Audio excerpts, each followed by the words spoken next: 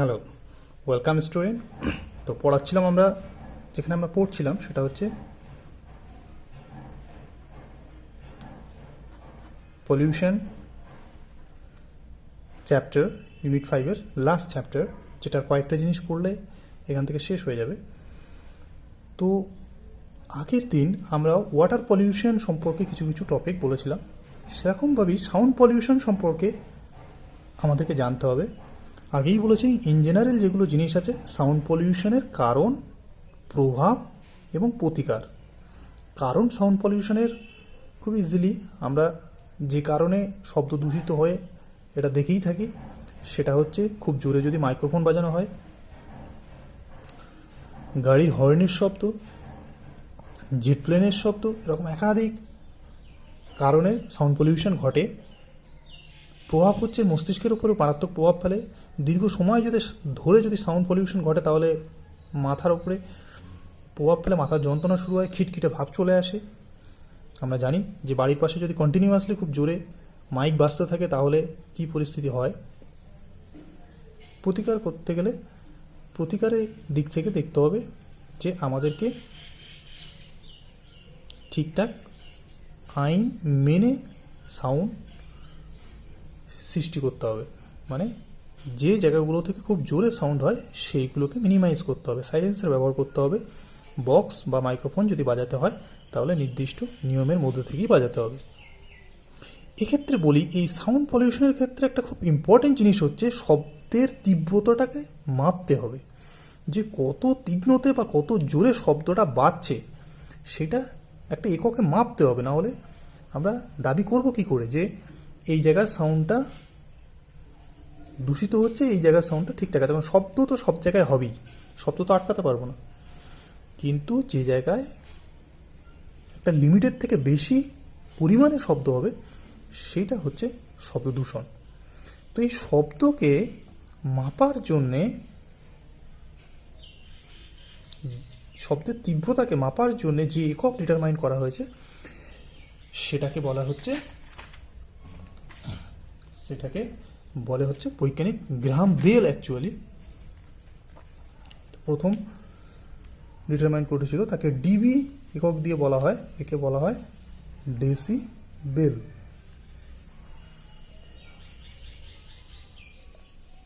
শব্দের তীব্রতা মাপক একক আলেকজান্ডার গ্রাহাম বেলের নাম অনুসারে এটা দেওয়া হয়েছে।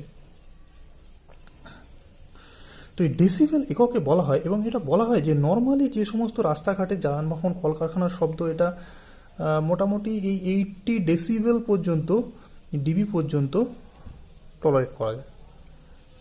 এর যখন আস্তে আস্তে উপরে বাজতে শুরু করে তখন সেটা দূষণ সৃষ্টি করে। মানে 90 ডেসিবেলের উপরে যদি মাইক্রোফোন কেউ বাজায় তাহলে কিন্তু সেটা আইন বিরুদ্ধ। এরকমভাবে শব্দের তীব্রতাকে মেপে সাউন্ড পলিউশন হচ্ছে কিনা ডিটারমাইন করা যায়। বাদ বাকি যে ইঞ্জিনিয়ারিং টপিকগুলো, শব্দ দূষণের কারণ 5টা থেকে 6টা ইম্পর্টেন্ট পয়েন্ট, শব্দ দূষণের প্রভাব এবং প্রতিকার, যেগুলো কারণ সেগুলো না করলেই প্রতিকার। এরপরে গিয়ে আমাদেরকে আরেকটা জিনিস পড়তে হবে, সেটা হচ্ছে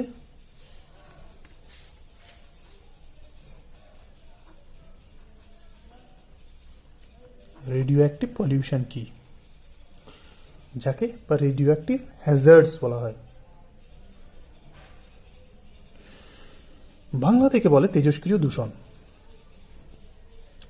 এইটার কারণ আর প্রভাব পড়তে হবে। তেজস্ক্রিয় দূষণ মানে হচ্ছে কিছু পদার্থ আছে যেগুলো তেজস্ক্রিয় মৌল বলা হয়। আমরা এর আগে শুনে থাকবো যে রেডিও অ্যাক্টিভ পার্টিকেল কি, যে পার্টিকেলগুলো আনস্টেবল, যেগুলো ভেঙে ভেঙে স্টেবল হওয়ার চেষ্টা করে, এবং যখন এরা আনস্টেবল থেকে স্টেবল হওয়ার চেষ্টা করে তখন এর থেকে বিভিন্ন টাইপের রে বেরোয়, রে ইমিট হয়, আলফা রে, বিটা রে, গামা রে, এরকম করে রে ইমিট হয়। তো এই তেজস্ক্রিয় পদার্থ থেকে যে রেগুলো ইমিট হয় সেগুলো কিন্তু দূষণ সৃষ্টি করে। তো এই তেজস্ক্রিয় পদার্থকে কাজে লাগিয়ে মানুষের বিভিন্ন কার্যকলাপ করা। একটা হচ্ছে অ্যাটমিক বোম, যেটা আছে, যেটা অ্যাটম বোম বলা হয়, আমেরিকা অ্যাপ্লাই করেছিল জাপানের উপরে হিরোশিমা নাগাসাকিতে তার প্রভাব আজও জাপান ভোগ করছে। তো এরকম পদার্থ যেগুলো রেডিও অ্যাক্টিভ পার্টিকেল, সবাই কিন্তু নয়, কিছু কিছু পার্টিকেল আছে যেগুলো রেডিও অ্যাক্টিভ, তার থেকে রেডিয়েশন ইমিট হয়, রেডিয়েশন বার হয়, যেরকম রেডিয়াম, ইউরেনিয়াম, সিজিয়াম, প্লুটোনিয়াম, এরকম একাধিক পদার্থ আছে যেগুলো রেডিও অ্যাক্টিভ পার্টিকেল। সেইগুলোকে শুধুমাত্র যে বোম তৈরির কাজে লাগানো হয় এমন নয়, মানুষের অনেক উপকারী কাজেও লাগানো হয়। কি না, বিদ্যুৎ সৃষ্টি করতে, নিউক্লিয়ার পাওয়ার অ্যাটমিক রিঅ্যাক্টর। তো এই নিউক্লিয়ার অ্যাটমিক রিঅ্যাক্টর মানে যেখানে এই সমস্ত রেডিও অ্যাক্টিভ পার্টিকেলের নিউক্লিয়াসকে ভেঙে যে এনার্জি প্রডিউস হয়, সেইটা দিয়ে বিদ্যুৎ তৈরি করা হয়, ইলেকট্রিসিটি প্রোভাইড করা হয়। তো সেইটা কিন্তু নির্দিষ্ট একটা জায়গায় ওয়েল প্ল্যানেট করে তার ভেতরে রিয়াকশানটা ঘটানো হয়, যেখানে সেখানে কিন্তু হয় না। তো ব্যাপার হচ্ছে এই যে রিয়াক্টারগুলো বা এই ধরনের যে সিস্টেমগুলো যে জায়গায় তৈরি করা হয়েছে, কোনো কারণে যদি সেখানে ফাটল চলে আসে সেই অ্যাটমিক রিয়াক্টর প্লান্টে, তাহলে সেখান থেকে মারাত্মক তেজস্ক্রিয় দূষণ ঘটে এবং এই তেজস্ক্রিয় দূষণের প্রভাব কিন্তু একটা জনম থাকবে না, নেক্সট জেনারেশন, তারপরে নেক্সট জেনারেশন ধরে এর প্রভাব থাকবে। তো প্রথমত বললাম যে রেডিও অ্যাক্টিভিটিটা কি। রেডিও অ্যাক্টিভিটি বললাম যে এই সমস্ত কণা যেগুলো থেকে আনস্টেবল থেকে স্টেবল হওয়াকালীন যে এনার্জি রিলিজ হয়, যে রেডিয়েশন লিমিট হয়, রিলিজ হয়, সেইগুলোকে বলা হয় রেডিয়েশন। তো এই রেডিয়েশন যদি সমাজে চলে আসে বা মানুষ্য সমাজ বা ইকোসিস্টেমে যদি চলে আসে, তাহলে ইকোসিস্টেমের মারাত্মক ক্ষতি করে। কি ক্ষতি করে? প্রথমত এই যে যেগুলো রেডিয়েশন, এগুলো চোখে দেখা যায় না, যেরকম বললাম যে আলফা রে, গামা রে, বিটা রে, এক্স রে, এগুলো সব হচ্ছে ডিরেক্টলি মানুষের বা যে কোনো প্রাণীর বা যে কোনো উদ্ভিদের কোষের ডিরেক্টলি ডিএনএকে চেঞ্জ করে দিতে পারে, মিউটেশন ঘটিয়ে দিতে পারে। মিউটেশন কি জিনিস? ডিএনএতে একটা সিকোয়েন্স থাকে, নির্দিষ্ট একটা ভাবে ডিএনএটা অ্যারেঞ্জ থাকে, এটিজিসি যে নিউক্লিওটাইড থাকে ডিএনএতে, সেটা একটা নির্দিষ্ট ওয়েতে অ্যারেঞ্জ থাকে। সেই নিউক্লিওটাইডে যদি পরিবর্তন ঘটে, তাহলে কিন্তু ডিএনএতে চেঞ্জ চলে আসবে। ডিএনএতে চেঞ্জ আসা মানে কিন্তু জিনে চেঞ্জ চলে আসবে। জিন কি জিনিস আমরা জানি, যে বাবা মার থেকে বৈশিষ্ট্য বহন করে আনা একটা জায়গা, যার ভিতরে কিন্তু ওই যে জীব, যার দেহে অবস্থিত জিন, সেই জীবের সমস্ত ক্যারেক্টার কী রকমভাবে হবে, কী সেভাবে পারফর্ম করবে, সব কিছু কিন্তু লুকানো আছে ওই তথ্য। সেই জায়গায় যদি চেঞ্জ হয়ে যায়, মিউটেশন হয়ে যায়, তাহলে ওই জীবটাই কিন্তু তখন ডিসফাংশনাল ওয়েতে কাজ করা শুরু করবে, ঠিকঠাকভাবে আর পারফর্ম করতে পারবে না। তো এরকমভাবে এই সমস্ত রেডিও অ্যাক্টিভ পার্টিকেল থেকে নির্গত যে রেডিয়েশন, সেইটা যে কোনো জীব কোষে, সে মানুষের শরীরেও করবে বা উদ্ভিদ কোষেও করবে, যে কোনো প্রাণীর শরীরেই করবে।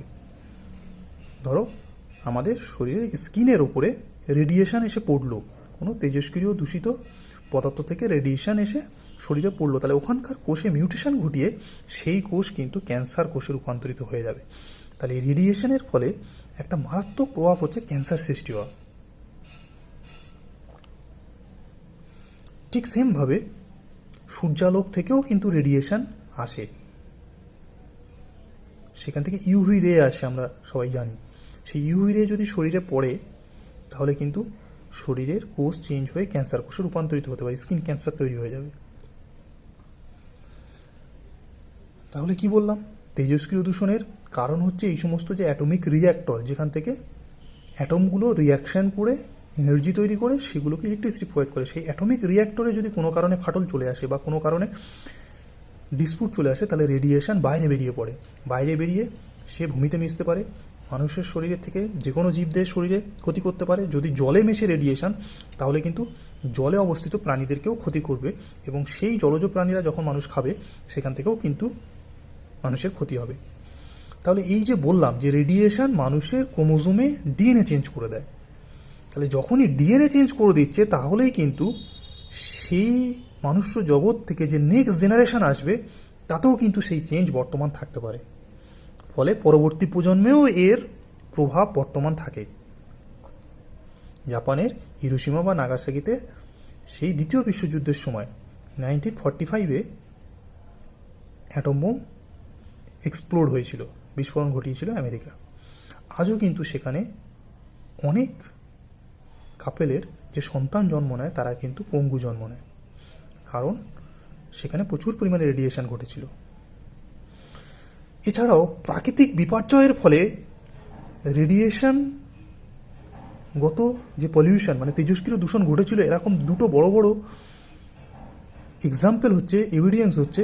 একটা হচ্ছে জাপানের ফুকুশিমাতে, বেশ কিছু বছর আগে জাপানের ফুকুশিমাতে সেখানে একটা নিউক্লিয়ার প্লান্ট আছে, সেখানে সুনামির জন্যে ফাটল চলে এসেছিলো এবং সেখান থেকে প্রচুর রেডিয়েশন নির্গত হয়ে আশপাশের জায়গায় সমস্ত জীবজগৎ ক্ষতিগ্রস্ত হয়েছিল। এছাড়াও ইউক্রেনের চেনোবিল বলে জায়গা, এগুলো তোমরা গুগলে টাইপ করে দেখতে পারো যে ইউক্রেনের চেনোবিলে কী ঘটনা ঘটেছিল, জাপানের ফুকুশিমায় কীভাবে তেজস্ক্রিয় দূষণ ঘটেছিল। এইগুলোতে কিন্তু সব এই নিউক্লিয়ার পাওয়ার প্ল্যান্ট থেকে বাইরে তেজস্ক্রিয় দূষণ ঘটেছিল।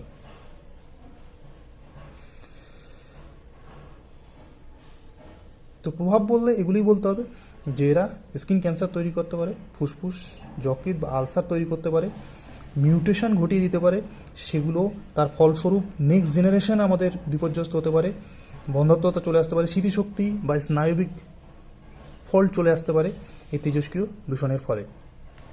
এবারে তিনটে রোগ সম্পর্কে আমাদের জানতে হবে যে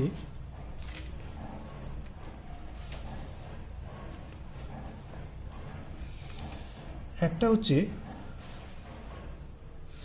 ডিসলেক্সিয়া।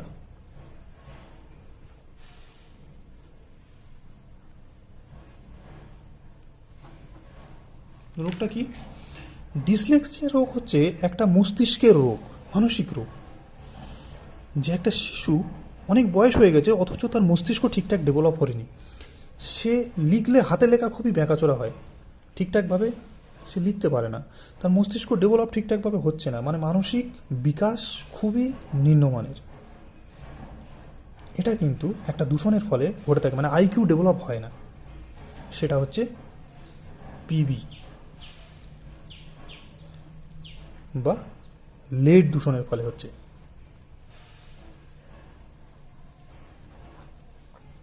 তো এই লেড যদি একটা নির্দিষ্ট মাত্রার থেকে বেশি পানীয় জলে উপস্থিত থাকে, জলের মাধ্যমে প্রবেশ করতে পারে মেনলি শরীরে, কারণ এটা মৃত্তিকা দূষণ আর হচ্ছে জলদূষণ ঘটে থাকে লেডের মাধ্যমে। তো আমাদের মাটি তো আর আমরা খাই না, জলের মাধ্যমে প্রবেশ করতে পারে শরীরে। তো বলা হয় 0.05 mg পার লিটারে যদি বেশি পরিমাণে থাকে, এর বেশি পরিমাণে যদি থাকে তাহলে শরীরে প্রবেশ করে কিন্তু এই ডিসলেক্সিয়া রোগ তৈরি করতে পারে। এরপরে একটা রোগ পড়বো আমরা, মিনামাটা। এটা অ্যাকচুয়ালি একটা জায়গার নাম, মিনামাটা জাপানের একটা জায়গার নাম। তো সেটা হচ্ছে একটা সমুদ্রের তীরবর্তী অঞ্চল, একটা জাপানের সমুদ্রের তীরবর্তী অঞ্চলে জায়গার নাম ছিল মিনামাটা। এবং সেখানকার লোকজন ওই সমুদ্র থেকে মাছ টাছ ধরে খেত, মানে যা হয় উপকূলবর্তী অঞ্চলের লোকজন সাধারণত সমুদ্রের উপরেই ডিপেন্ডেন্ট থাকে। তো ওই সামুদ্রিক প্রাণীদের ধরে ধরে খাওয়ার ফলে একটা টাইম যাওয়ার পরে দেখা যাচ্ছে যাতে মোটামুটি ওই অঞ্চলের ওই মিনামাটা রিজিয়ানের সমস্ত লোকের, যারা যারা ওই সমুদ্রের জলের উপরে ডিপেন্ডেন্ট, তাদের সবারই ফুসফুস ঘটিত রোগ হচ্ছে, মানে লাংয়ের প্রবলেম আসছে, শ্বাস প্রশ্বাসজনিত প্রবলেম চলে আসছে। এছাড়া বধির, আশারতা এইসব ধরনের প্রবলেম চলে আসছে। তো পরে ওই সমস্ত লোকদের ব্লাড স্যাম্পল টেস্ট করে দেখা গেল যে তাদের সবার মার্কিরি পলিউশন ঘটেছে, মানে এইচজিএর দূষণ ঘটেছে, পারদের দূষণ ঘটেছে। তাদের শরীরে নির্দিষ্ট মাত্রার থেকে বেশি পরিমাণে পারদের উপস্থিতি দেখা গেছে। পারদ খুবই মানে খুবই লো অ্যামাউন্টে শরীরে থাকতে পারে, 0.002 mg পার লিটার, 0.002 mg পার লিটারে এইচজি থাকতে পারে। এর থেকে বেশি পরিমাণে যদি উপস্থিত থাকে কন্টিনিউয়াসলি জলের মধ্যে, সেই জল যদি পান করা হয় তাহলে সেখান থেকে এই মার্কেরির পলিউশন ঘটে। তো এই পারদ দূষণের ফলে মিনামাটা রোগ হয়ে সেখানকার লোকের সব এই ফুসফুস ঘটিত প্রবলেম চলে এসেছিল। তো সেই কারণে এই রোগটাকে মিনামাটা বলা হয়, এটা অ্যাকচুয়ালি একটা জায়গার নাম। এছাড়া একটা রোগ হয়, তার নাম হচ্ছে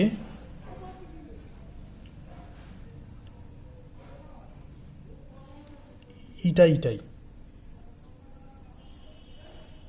এটাও ফুসফুস এবং বৃক্কের ক্ষতি করে। এই রোগটার কারণে ফুসফুস আর বৃক্ক বিকল হয়ে যায়।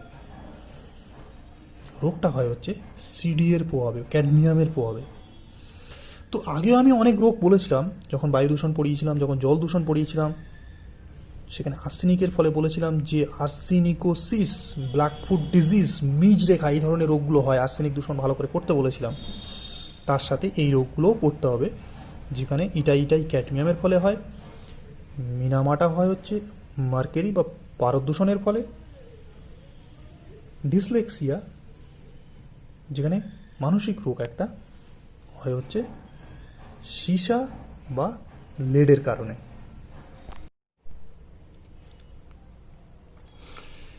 নেক্সট আমরা পড়ব একটা খুবই ইম্পর্টেন্ট টপিক, যেটা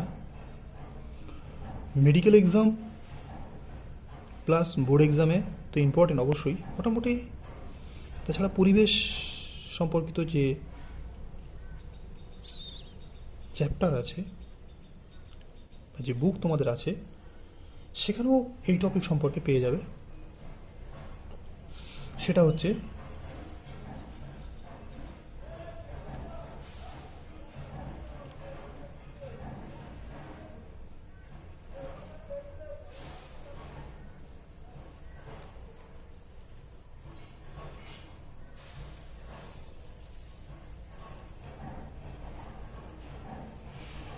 greenhouse gas and global warming, দুটো একই জিনিস। Greenhouse gas effect and global warming. তো প্রথমত আমরা জানবো যে গ্রিন হাউস জিনিসটা কি। অনেকেই তোমরা জানবে যে গ্রিন হাউস জিনিসটা কি আর কেন একে গ্রিন হাউস বলা হচ্ছে। যে সমস্ত শীত প্রধান দেশ সারা বছর মোটামুটি প্রচণ্ড ঠান্ডা থাকে, যেরকম উত্তর মেরু বা দক্ষিণ মেরুতে অবস্থিত দেশগুলোতে, মেরুর কাছাকাছি অবস্থিত দেশগুলোতে সাধারণত প্রচণ্ড ঠান্ডা হয়, শীতল হয়। আর যত আমরা পৃথিবীর মেরু প্রদেশ থেকে নিরক্ষীয় অঞ্চলের দিকে আসতে থাকবো, আমরা জানি ভূগোলে এগুলো তোমরা জেনে থাকবে, যেখান থেকে হয় সুমেরুবৃত্ত, এটা হচ্ছে নিরক্ষীয় অঞ্চল, লাইন অফ ইকুয়েটোরিয়াল, এটা হচ্ছে লাইন অফ ক্যান্সার, এটা হচ্ছে লাইন অফ ক্যাপ্রিকন, মানে 23.5 ডিগ্রি উত্তর, যাকে কর্কটক্রান্তি রেখা বলা হয়, তাকে লাইন অফ ক্যান্সার বলা হয়। 23.5 ডিগ্রি দক্ষিণ, যাকে লাইন অফ ক্যাপ্রিকন বলা হয় বা মকরক্রান্তি রেখা। তো যত আমরা পৃথিবীর নিরক্ষীয় অঞ্চলের দিকে আসবো তত কিন্তু উষ্ণ, তত কিন্তু গরম ওয়েদার পাবো, টেম্পারেট রিজিয়ন। যত আমরা আস্তে আস্তে দুই মেরুর দিকে যাব তত কিন্তু শীতল হবে, এখানে শীতলের জন্যই প্রচুর বরফ জমে থাকে। তো যাই হোক, যে সমস্ত দেশগুলো বা মহাদেশগুলো এই সমস্ত অঞ্চলে অবস্থিত, তারা সাধারণত শীত প্রধান হয়, যেরকম কানাডা, যেরকম গ্রিনল্যান্ড, নর্থ আমেরিকার একদম উপরের দিকের দেশগুলো সব হচ্ছে কিন্তু শীত প্রধান দেশ। তো সেই সমস্ত অঞ্চলে মোটামুটি 6 মাস ধরে সূর্যের কোনো দেখা মেলে না, বাকি 6 মাস হালকা হালকা সূর্যালোক থাকে। তো সেই সমস্ত রিজিয়নের মানুষজন বা সেখানে গভর্নমেন্ট থেকে প্রচুর পরিমাণে এই গ্রিন হাউস তৈরি করে দেওয়া হয়েছে। বা ইভেন নাও কলকাতাতেও অনেক জায়গায় গ্রিন হাউস দেখতে পাবে তোমরা, বোটানিক্যাল গার্ডেনে গেলেই গ্রিন হাউস দেখতে পাবে। গ্রিন হাউস জিনিসটা কি? সম্পূর্ণ কাঁচের নির্মিত একটা ঘর, কাঁচের নির্মিত একটা ঘর, এবং তার ভিতরে বিভিন্ন টাইপের গাছ লাগিয়ে রাখা হয়। ক্যাকটাস জাতীয় গাছ, যারা অল্প আলোতেই সালোক সংশ্লেষ করতে সক্ষম, এরকম শীত প্রধান গাছগুলো সেখানে লাগিয়ে রাখা হয়। তাহলে এর বিশেষত্ব কি? কেন কাঁচ দিয়ে একটা ঘর তৈরি করে তার ভিতরে গাছ লাগিয়ে রাখা হয়? এর বিশেষত্ব আছে। এই ধরো সূর্যালোক,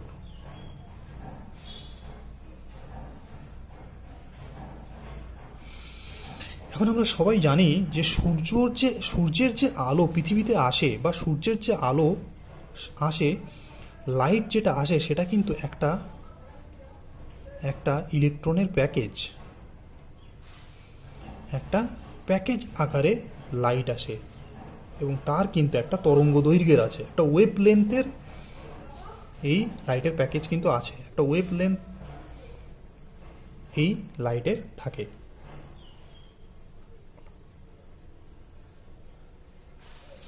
তো যে মিলিমাইক্রন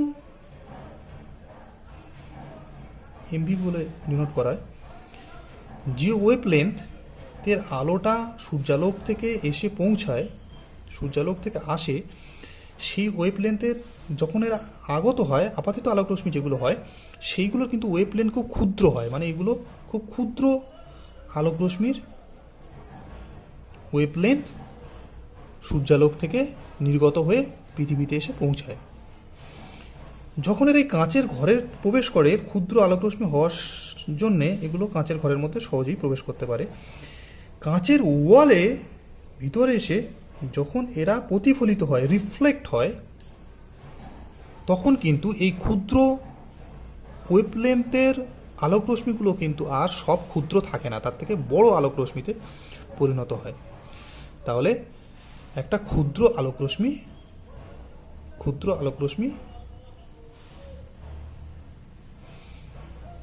কাঁচের ঘরের মধ্যে প্রবেশ করে প্রতিফলিত হয়ে বড় তরঙ্গ দৈর্ঘ্যযুক্ত আলোকরশ্মিতে পরিণত হয়। ফলে সেই বড় তরঙ্গ দৈর্ঘ্যযুক্ত আলোকরশ্মিগুলো কাঁচের ঘর থেকে সমস্তটা বাইরে বেরিয়ে যেতে পারে না। তারা কি হয়, পুনঃপ্রতিফলিত হয়ে কিছুটা কাঁচের ঘরের মধ্যে আবার পুনঃপ্রতিফলিত হয়ে ফিরে আসে। তাহলে কি বললাম? সূর্যালোক থেকে ক্ষুদ্র তরঙ্গ দৈর্ঘ্যযুক্ত আলোকরশ্মি এসে কাঁচের ঘরের মধ্যে প্রবেশ করে প্রতিফলিত হয়ে বৃহৎ তরঙ্গ দৈর্ঘ্যযুক্ত আলোকরশ্মিতে পরিণত হয়ে সেগুলো পুনঃপ্রতিফলিত হয়ে, মানে রিফ্লেক্ট হয়ে ওই কাঁচের ঘরের মধ্যে আবদ্ধ হয়। ফলে কি হয়, ওই শীতপ্রধান দেশে বাইরের যে টেম্পারেচার, যে ডিগ্রি সেলসিয়াস যেটা থাকে, বাইরের যে টেম্পারেচার, তার থেকে ওই কাঁচের ঘরের উষ্ণতা কয়েক ডিগ্রি সেলসিয়াস বেশি হয়, কারণ এখানে লাইট পুনঃপ্রতিফলিত হয়ে এর ভেতরে আবদ্ধ হয়ে আছে। এবং এই যে বাইরের পরিবেশের থেকে বেশি উষ্ণতা হওয়ার জন্য এখানের গাছগুলো সহজেই সালোক সংশ্লেষ করে প্রচুর O2 প্রডিউস করে, যে O2গুলো বাইরেও নির্গত হয়, ভেতরেও থাকে। তাহলে এরকমভাবে প্রচুর গ্রিন হাউস তৈরি করে রাখা হয়েছে শীতপ্রধান অঞ্চলে। কেন? O2 এর সাপ্লাই দেওয়ার জন্য। কারণ এই গাছগুলি যখন বাইরে লাগানো হবে তখন এদের সালোক সংশ্লেষ করতে প্রবলেম হয়, কারণ এখানকার পরিবেশের উষ্ণতা খুবই লো থাকে, মাইনাসের কাছাকাছি থাকে। তার তুলনায় বেটার হয় যদি ওরা গ্রিন হাউস বলেই কাঁচ নির্মিত ঘরের ভিতরে থাকে। ফলে কী হয়, O2 সাপ্লাই ঠিকঠাক রাখার জন্য এই গ্রিন হাউসগুলো শীতপ্রধান দেশে তৈরি করে রাখা হয়। এখন গ্লোবাল ওয়ার্মিংয়ের সঙ্গে সম্পর্ক কী? গ্রিন হাউস যেটা বললাম এই সিস্টেমে কাজটা হয়, তার গ্লোবাল ওয়ার্মিংয়ের সঙ্গে সম্পর্ক কী? এখন পৃথিবী, ধরো এটা একটা পৃথিবী,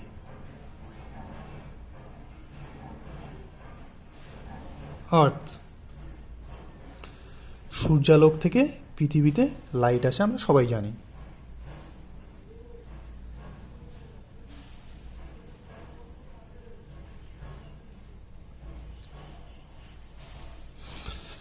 যখন সূর্যালোক থেকে আলোগুলো আসে, আমি বলেছি যে এগুলো ইলেকট্রনের প্যাকেজ, লাইট মানে, সেগুলো যখন আসে তখন তার তরঙ্গ দৈর্ঘ্য খুবই ক্ষুদ্র হয়। তাহলে লো ওয়েভ লেন্থের, মানে খুবই স্মল ওয়েভ লেন্থের আলোকরশ্মি সূর্যালোক থেকে পৃথিবীতে এসে পৌঁছায়। এবারে আমাদের সবাই এটা জেনে রাখা উচিত, সূর্যালোক থেকে যে পরিমাণ আলোকরশ্মি পৃথিবীতে আসে, পৃথিবীতে যে পরিমাণ আলোকরশ্মি সূর্যালোক থেকে আসে, তার কিন্তু 34% মতন, তার 34% মানে 100%-এর মধ্যে 34% আবার কিন্তু রিফ্লেক্ট হয়ে মহাবিশ্বে ফিরে যায়, মানে পৃথিবী থেকে ফের মহাশূন্যে ফিরে যায়, আকাশের দিকে ফিরে যায়। সেটা কিন্তু পৃথিবীর কোনো কাজে লাগে না। যদি এটা না ফিরে যেতে পারত, তাহলে কিন্তু পৃথিবী একটা গরম অগ্নিপিণ্ডে পরিণত হয়ে যেত, পৃথিবীতে কোনো জীবের সৃষ্টি হতো না। বাকি যে পার্সেন্টটা আছে, 34% ফিরে যায়, তারপরে বাকি যে পার্সেন্টটা আছে তার কিছু পার্সেন্ট, 42% মতন, সেটা বায়ুমণ্ডল, স্থলভাগ, সমুদ্র কর্তৃক, পৃথিবী কর্তৃক অ্যাবজর্ব হয়। কিছু পার্সেন্ট এনার্জি সেগুলো সমুদ্রের স্রোত আর বায়ু চলাচল করতে কাজে লাগে, আর খুবই লো পরিমাণ সূর্যালোক অ্যাবজর্ব করে পৃথিবীতে অবস্থিত সমস্ত উদ্ভিদ জগৎ দ্বারা সালোক সংশ্লেষ করার জন্য। সেটা হচ্ছে 0.02% মতন, 0.02% মতন গাছ অ্যাবজর্ব করে, পৃথিবী অ্যাবজর্ব করে প্রায় 42% মতন, বাকি কিন্তু 34% মহাবিশ্বে ফিরে যায়। এত অবধি সব ঠিক ছিল। সমস্যাটা কোথায় হয়েছে? সমস্যাটা হয়েছে, আমরা সবাই জানি পৃথিবীকে ঘিরে বিভিন্ন গ্যাস অবস্থান করে আছে, পৃথিবীতে ঘিরে বিভিন্ন বায়ুমণ্ডল অবস্থান করে আছে। তার মধ্যে কার্বন ডাইঅক্সাইড, অক্সিজেন, নাইট্রোজেন, সব থেকে বেশি আছে নাইট্রোজেন, আমরা সবাই জানি। অক্সিজেন আছে, কার্বন ডাইঅক্সাইড আছে, H2O জলীয় বাষ্প আছে। এগুলো তো সেই প্রাচীন যুগ থেকে, পৃথিবীর সৃষ্টি থেকেই এগুলো আছে। বর্তমানে সমস্যা হচ্ছে যে কিছু কিছু গ্যাস এর মধ্যে, তার মধ্যে মেনলি হচ্ছে CO2 গ্যাস, তাছাড়া আছে হচ্ছে CH4 গ্যাস, তাছাড়া CFC গ্যাস, জলীয় বাষ্প,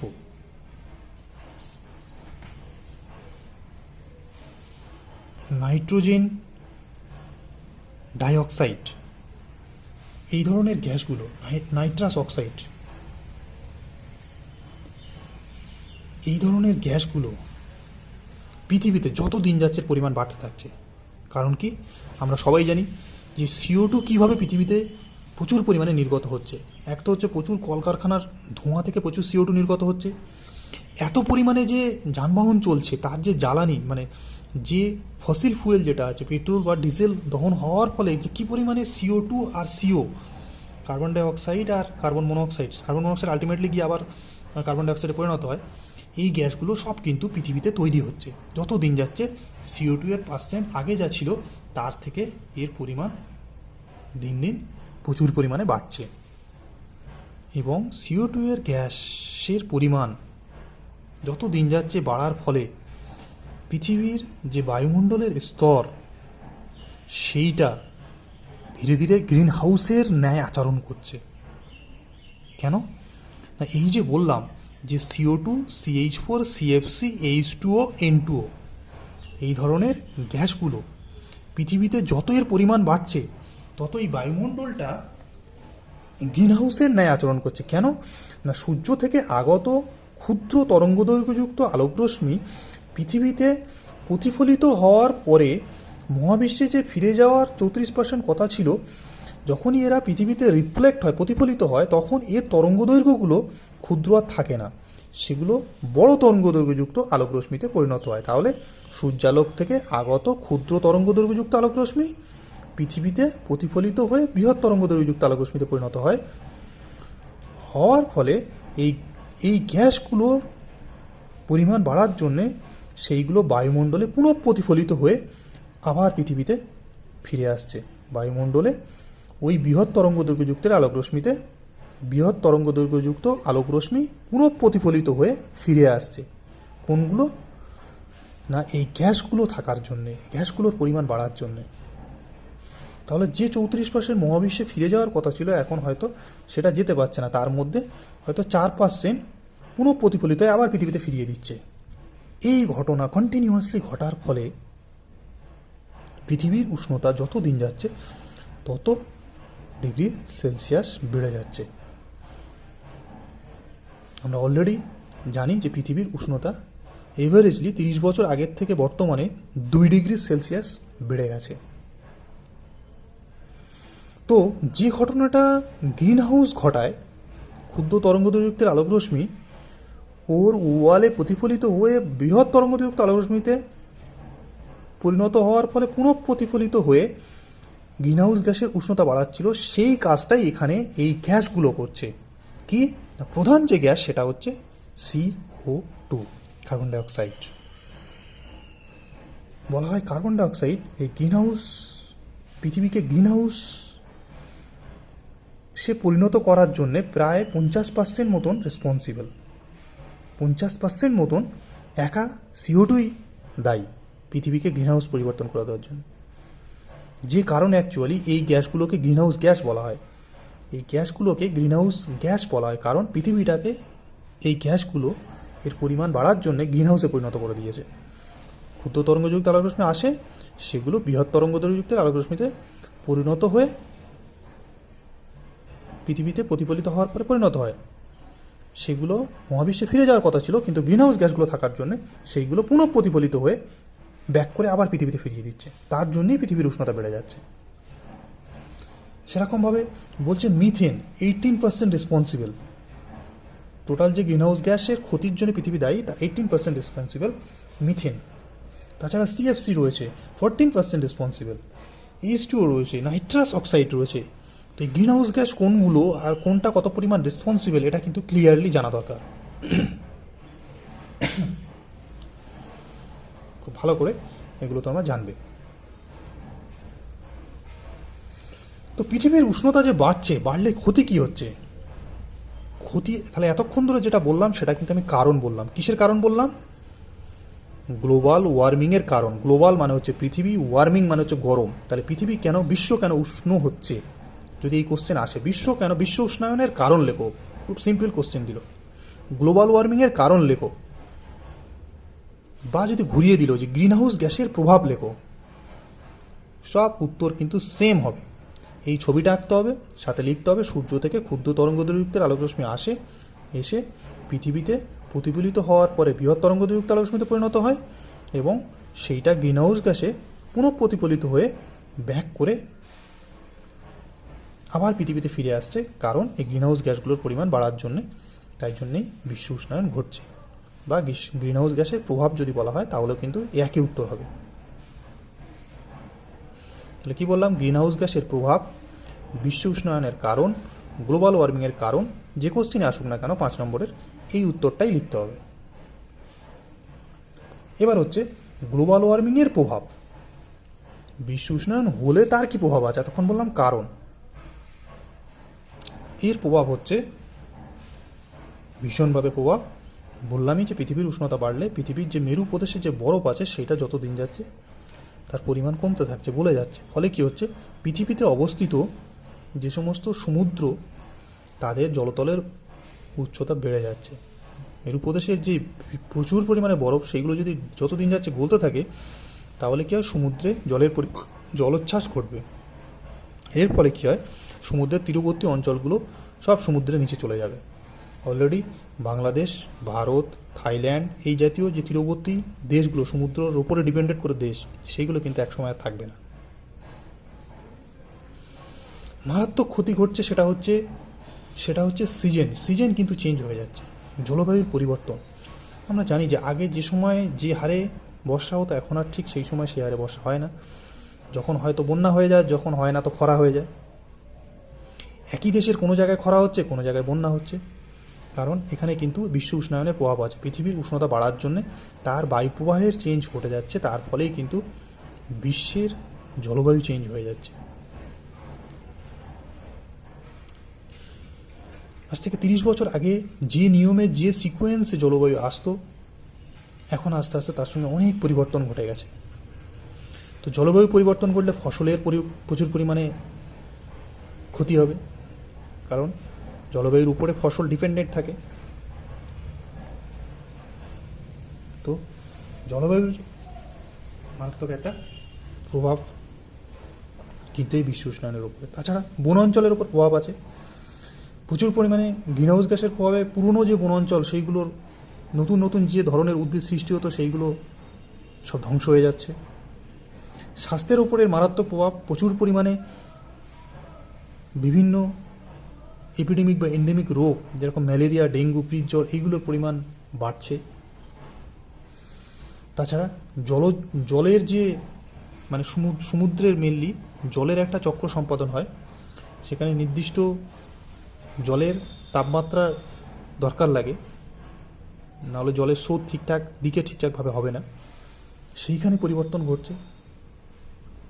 তো সব মিলিয়ে এই গ্রিন হাউসের প্রভাব কিন্তু মারাত্মক। এটা যদি আমরা না আটকাতে পারি তাহলে কিন্তু অদূর ভবিষ্যতে পৃথিবী থেকে অনেক প্রাণী অবলুপ্ত হয়ে যাবে। গ্রিন হাউসের প্রভাবে, এই গ্লোবাল ওয়ার্মিংয়ের প্রভাবে আস্তে আস্তে কিন্তু পৃথিবী বসবাসের অযোগ্য হয়ে উঠবে। এবং এই যে একটা কনসার্ন, এইটা রোখার জন্য সমস্ত দেশ মিলে অনেকবার আলোচনায় বসেছে, কিন্তু ঠিকঠাকভাবে কোনো সলিউশন বেরোয়নি। কারণ অনেক দেশই আছে, যেরকম আমেরিকা, ভারত, চায়না, তারা শিল্পের থেকে যে CO2 নির্গত হয়, যেরকম ভারতের ক্ষেত্রেই বলি, আমাদের কলকারখানাগুলো থেকে যে CO2 নির্গত হয়, সেইটা যেরকম প্যারিস সামিট কদিন আগে ঘটেছে, সেখানে বলা হচ্ছে যে পরিমাণ CO2 প্রত্যেক দেশ এখন নির্গত করছে কলকারখানার ফলে, তার পরিমাণ কমাতে হবে যেভাবেও। কিন্তু বাস্তবে সেটা প্রতিফলিত হয় না। কারণ আমাদের মেনলি কলকারখানাগুলো যে জ্বালানি, সেটা হচ্ছে হয় কয়লা, নয় ডিজেল, নয় পেট্রোল। সেইগুলোর পরিমাণ কমালে কলকারখানার খুব কস্টিং বেড়ে যাবে, সেই জন্যে কমানোও সম্ভব হয় না, আর সরকারও সেদিকে ইনিশিয়েটিভ নেয় না, ফলে প্রচুর পরিমাণে CO2 বাতাসে নির্গত হয়েই যাচ্ছে। এর জন্য কী করতে হবে আমাদের, এই যে প্রচলিত যেগুলো ফুয়েল, প্রচলিত যে পদ্ধতি আছে বিদ্যুৎ তৈরির, ফসিল ফুয়েল যেগুলো পেট্রোলিয়াম, কয়লা, ডিজেল দহন থেকে বিরত থেকে আমাদেরকে অপ্রচলিতগুলো ব্যবহার করতে হবে। যেরকম সোলার প্যানেল, যত আমরা সোলার প্যানেল লাগাবো সেগুলো কিন্তু ইকো ফ্রেন্ডলি, এগুলো পরিবেশের কোনো ক্ষতি করে না। এর থেকে যে এনার্জি পাবো সেটা আমরা দিব্যই কাজে লাগাতে পারবো, এবং পরিবেশ দূষণও কম হবে। তো এই জন্য বলছে প্রচলিত শক্তিগুলো বাদ রেখে যদি আমরা অপ্রচলিত দিকে বেশি পরিমাণে ইউজ করতে পারি তাহলে কিন্তু আমাদের লাভ। তো এরকমভাবে এই গ্রিন হাউসের যে প্রভাব, সেইগুলো প্রতিকার করার কতগুলো উপায় রয়েছে। মেনলি সেখানে এই জীবাশ্ম জ্বালানি যেগুলো আছে সেইগুলোর পরিমাণ কমাতে হবে, এবং অপ্রচলিত শক্তি, সৌরশক্তি, বায়ুশক্তি, জোয়ার ভাটার শক্তি, এগুলো পরিমাণ বাড়াতে হবে, তাহলে CO2 এর পরিমাণ কমবে। আর একটা হচ্ছে প্রচুর পরিমাণে গাছ লাগাতে হবে। যত বেশি বনাঞ্চল সৃষ্টি করতে পারবো তত CO2গুলোকে কনভার্ট করে O2তে পরিণত করবে, পৃথিবীতে গ্রিন হাউস গ্যাসের পরিমাণ কমে আসবে। তাছাড়া হচ্ছে ক্লোরোফ্লুরোকার্বন, যেটা CFC গ্যাস, এর ব্যবহার যাতে যত পরিমাণে কম করা যায় সেই দিকে লক্ষ্য রাখতে হবে। তো এরকমভাবে গ্রিন হাউস গ্যাসের কারণ, গ্রিন হাউস গ্যাসের প্রভাব, গ্লোবাল ওয়ার্মিংয়ের কারণ, দুটো একই উত্তর। গ্লোবাল ওয়ার্মিংয়ের প্রভাব পৃথিবীতে এর ইম্প্যাক্ট কী ক্ষতি করে, সেরকম 6টা পয়েন্ট, আর প্রতিকার কী করে করবো 5টা পয়েন্ট ক্লিয়ারলি মুখস্থ করতে হবে। সাথে এই চিত্রটা পড়লে গ্লোবাল ওয়ার্মিং সম্পর্কে মোটামুটি একটা ক্লিয়ার ধারণা তোমাদের তৈরি হবে, যেটা কিন্তু কোনো না কোনো পরীক্ষায় অবশ্যই পাবে। Thank you.